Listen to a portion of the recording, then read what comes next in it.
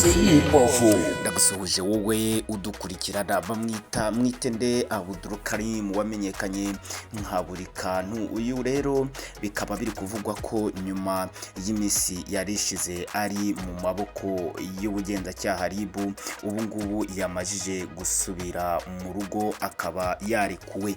Biri kuvugwa nyuma y'uko tariki 20 aribwo yatabwaga muri yombi n'urwego rw'igihugu rw'ubugenzacyaha RIB akurikiranyweho icyaha cyo gufunga abakobwa bari baje kumusura ngakaza kubafungira iwe. Nyuma y'uko ibi bibaye rero, bamwe baje kwishimira y'uko yafunzwe ndetse baza no kubyigamba nk'uwo bita Kasuku.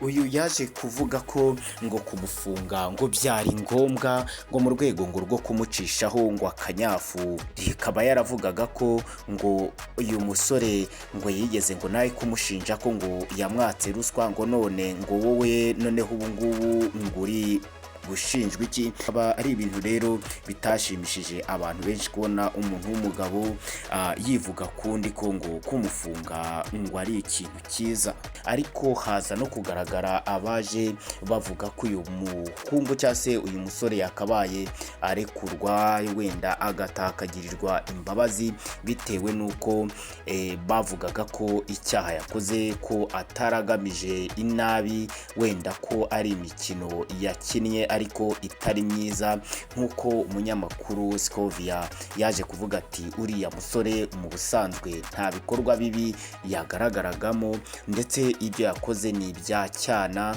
yakoze gukina bya cyana, ariko iyo aza kuba ari ushaka kubafunga ngo yari kuba yabatse amatelefoni bari abakobwa bari bafite, akayabakura mu ntoki abundi akabona kubafungirana. Ati ntabwo yabafungiranye agamije kubafunga nk'uko byarimo bigaragazwa hariya nk'icyaha yakoze. Bakaba nka Scovia yaramusabiraga imbabazi rwose, avuga ati barebe neza rwose uyu muhungu bamurekure rwose batamuzimya.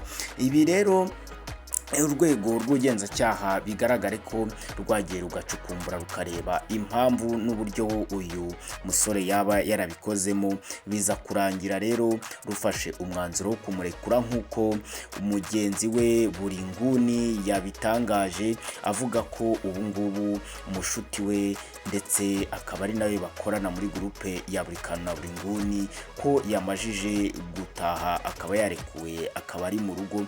Akaba rero ari ikintu cyiza cyo kwishimira, bikaba ariyo mpamvu rero abungu abantu bose bishimiye irekurwa ry'uyu musore wakomeje kugenda yigaragaza mu bikorwa by'imyidagaduro bitandukanye, harimo imiziki ndetse n'ubu n'ibiganiro bakora ku mirongo yabo ya YouTube ndetse n'iyindi itandukanye.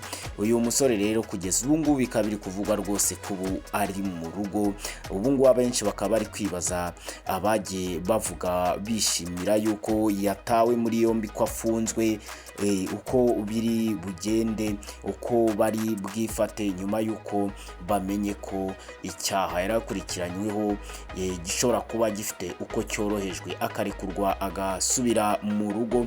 Ndetse wenda tutaramenya neza icyo ubushinjacyaha bwanzuye ku cyaha yari gukurikiranwaho, wenda nyuma y'uko ageze mu buzima busanzwe akaba araza gutangaza uko bimeze cyangwa se umwanzuro wafashwe nuramuka ugiye hanze nyine nawo tukaba tuzawubamenyesha. Tubibutse ko yari yafunzwe azira icyaha cyo gufungirana abakobwa bari bamusuye akabafungira iwe, nyuma y'uko aba bakobwa bivuga ko ngo hari ibyo bari baje kumusaba ko yabafasha ku bigendanye n'imbuga nkoranyambaga, ngo uburyo ngo bari kuzajya bagaragaraho.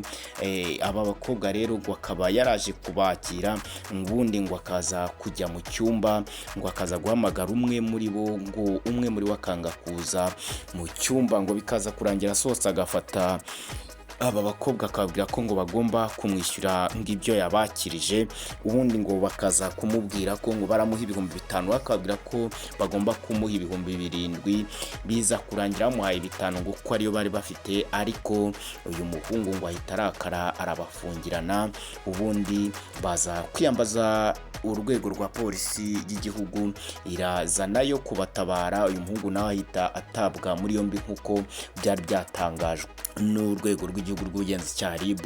Uyu musore rero akaba aribwo ahitabwa atabwa muri yombi, kugeza ubu rero bikaba biri kuvugwa ko yatashye ari mu rugo. Ngayo nguko amakuru ari kuvugwa mu myidagaduro no mu gihugu cy'u Rwanda.